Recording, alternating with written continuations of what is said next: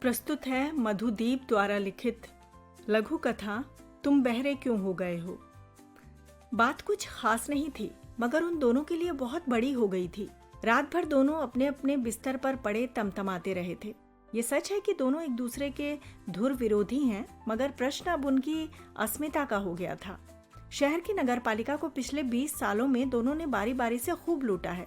चुनाव में दोनों ही एक दूसरे को पानी पी पी कर कोसते थे। एक दूसरे की सच्ची झूठी पोल पट्टी खोलने की धमकी भी दी जाती थी, मगर चुनाव दोनों में से कोई भी जीतता, एक दूसरे की पोल पट्टी कभी नहीं खुलती थी।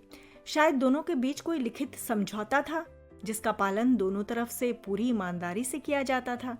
मगर इस बार के चुनाव में दोनों को ही कुछ अनहोनी घटने की आशंका हो रही थी।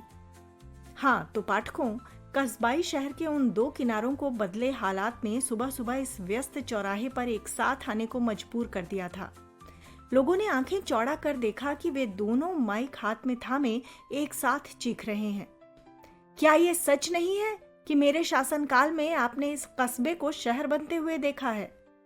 माइक पर एक की गर्जना थी। क्या मेरे शासनकाल में इस शहर बनते कस्बे ने विकास की नई बुलंदियों को नहीं छुआ है?